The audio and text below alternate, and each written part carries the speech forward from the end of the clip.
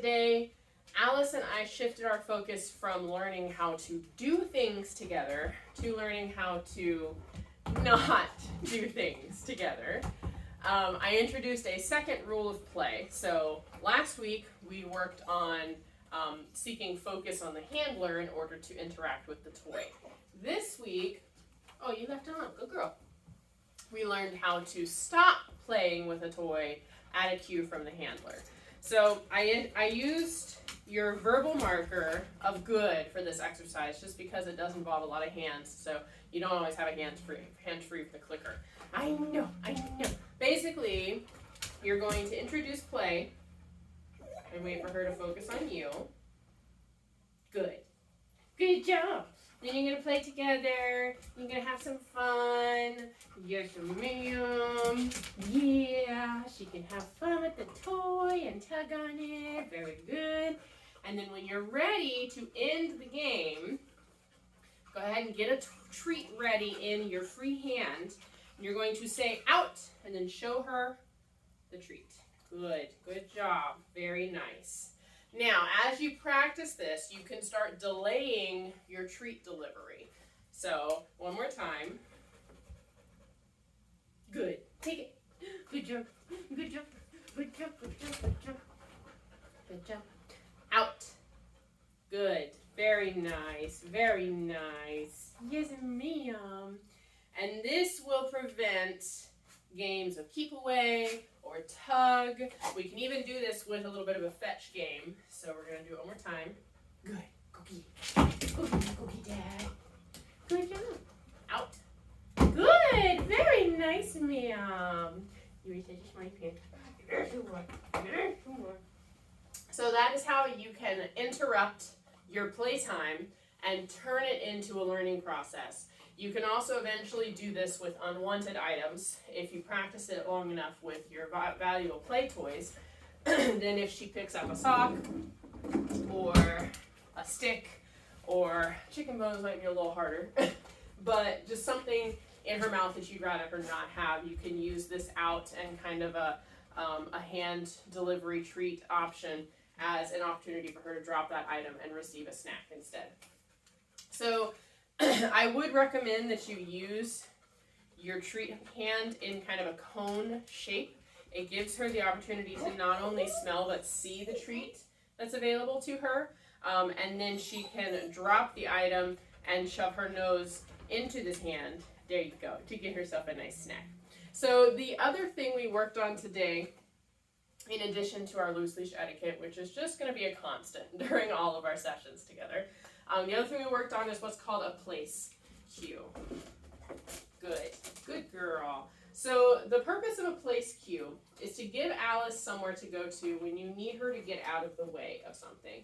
So say you're bringing in groceries or you're bringing in some family and friends to the house and you'd rather just not have her jumping all over everybody. This is your go-to cue for that because it puts her on a specific location in your home. And then it teaches her to stay there, good, until you cue her to do otherwise. Good girl. Very nice. So you notice that right now I'm sticking pretty close to the bed. Good. Very nice. I'm not moving far at all, but I am focusing on moving around her. Excuse me, good. And then having her stay in that one spot. Very nice. Good job, Mama. Good. So our goal for this exercise is going to be to start introducing other kinds of distractions to the process. Thank you. Thank you, ma'am. You got it. Good girl. Good job. So other distractions can look like other people moving around. It can look like drawers and cabinets opening and closing around her. It can look like sudden noises happening around her. But you want to introduce those slowly and steadily. And the very first distraction that we're going to be introducing is distance. Because if you ask her to stay here and then try to walk out of the room, that's not going to work right off the bat. You got to work up to that.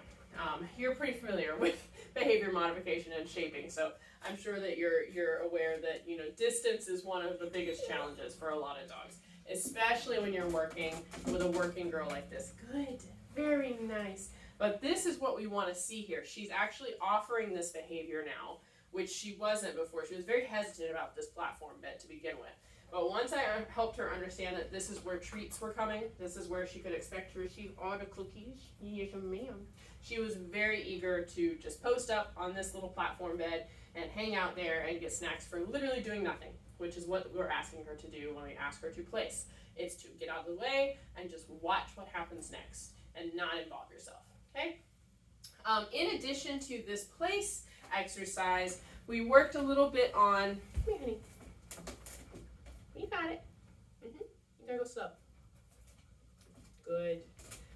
This platform bed also helps slow her down because she's a go-getter. But if she does, she knows now that if she tries to launch herself off of that platform bed, it will go flying across the floor too. So she takes that debarkation nice and slow here. So another thing I worked on today, just because this is something that she's going to have to get used to, is what we call approximations of restraint. So what I did was I would put a hand on her, just one hand for today, on her chest, or maybe her belly. Good. Very nice. That's a good sit. I like that sit. That's good. Can you go get it for me? And if she stayed still while I applied that pressure with my one hand, I would mark and reward. Good. And you'll notice that something she starts doing is kind of pivoting away. Good, good girl. She would pivot away from these hands initially. Good. I'm also going for like joints, so your elbows, good. And your groin area, good, good girl. And you want to mark, good, with your hand still on Miss Alice, good, as she stays still. If she moves or gets squirrely, you do not mark. You can let her squirrel out of it to a point, but the goal of this exercise is to not push her to the point where she feels like she has to kind of squirrel away from whatever sensation you're introducing. We want her to be comfortable with these scenarios and with these sensations because our goal, come here, honey, can you touch? Ah, that's the wrong hand, you silly goose. That's nice, but that's not what I want.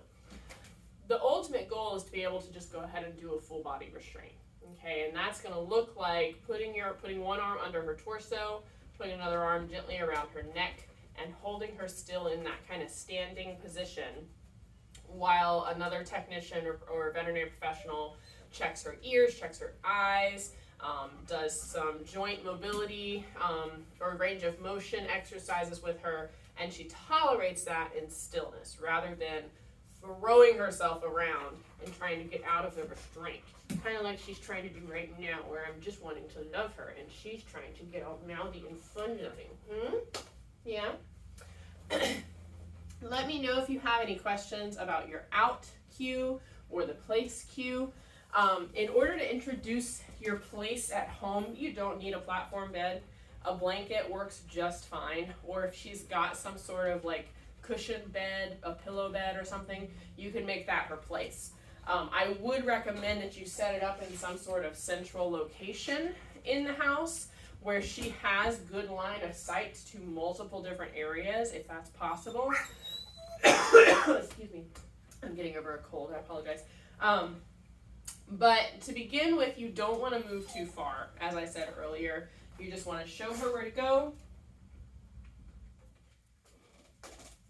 Mark when she gets there, good.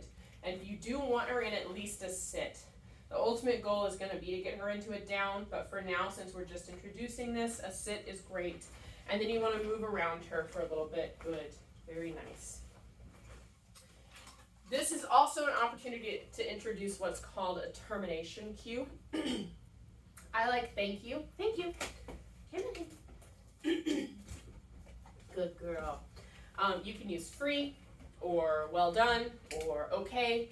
I like to make sure that it is 2 syllables instead of your 1 syllable marker, just to create that distinction for her. So I prefer thank you. If you have one already, that's a good girl. Just good girl. Feel free to just let me know again in an email or next time we see each other so that I can start using it in her sessions. But your termination cue invites her to break from her place or a down or whatever other activity or exercise you're working on and reward herself in some way. So she can release from the place to go greet someone. She can release from place to go eat a meal. She can release from place to go outside. However she chooses to reward herself after maintaining a position for you. Okay? She's a good girl, and she's so quick on the pickup. We're going to see so many good things over these next few weeks. Right? She's a good mama.